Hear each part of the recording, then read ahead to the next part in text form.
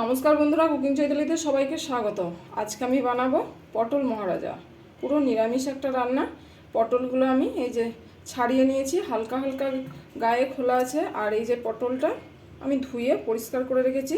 মাঝে মাঝে গাটা একটু চিড়ে দেবো, এতে পটলের গায়ে তেল মশলা নুন হলুদ বেশ ভালোভাবে ঢুকবে, খেতেও ভালো লাগবে। এরকম করে আমি সব পটলগুলো গাগুলো চিড়ে নেবো। পটলে আমি নুন হলুদটা মাখিয়ে নেব। আমি পরিমাণ মতো লবণ দিলাম, হলুদ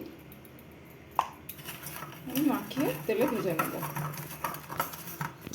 কড়াই আমি সর্ষের তেল গরম করে নিয়েছি, এরপর আমি পটলগুলো ভেজে নেব।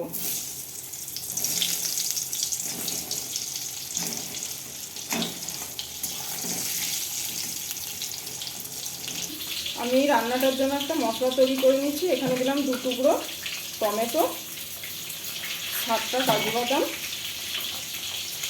1 টুকরো পনির আর 2 চামচ মতো আমি এখানে পোস্ত দিচ্ছি।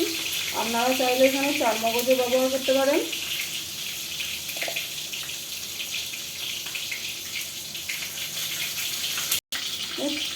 চার টুকরো আদা আর 4টে কাঁচা লঙ্কা।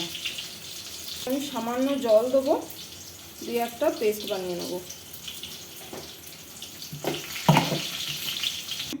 পটলটা আমার ভাজা হয়ে গেছে। এরপর আমি কড়াইয়ে দিচ্ছি একটা ফাটানো এলাচ আর 3 টুকরো দারচিনি। আর আমি যে পেস্টটা বানিয়ে রেখেছিলাম মিক্সিতে, সেই পেস্টটা তেলের উপরে দিয়ে দিচ্ছি।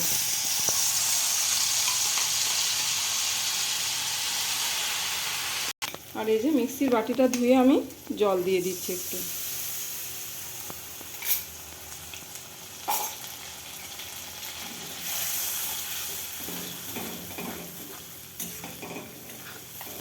এখানে আমি পরিমাণ মতো লবণ দিয়ে দিলাম,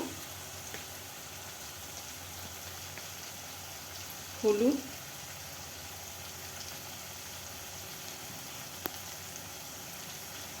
ধনে গুঁড়ো,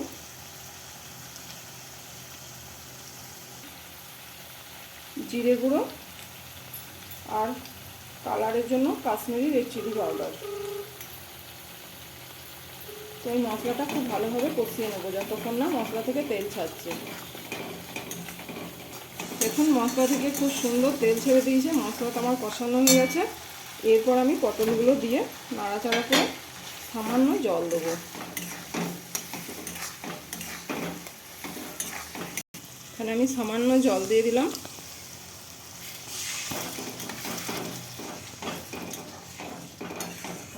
এখানে আমি নুন মিষ্টি ব্যালেন্সটা ঠিক রাখার জন্য একটু চিনি দিলাম, এতে খেতেও ভালো লাগবে।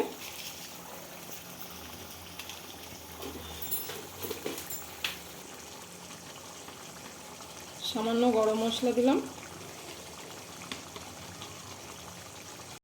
আর দেবো 1 চামচ ঘি।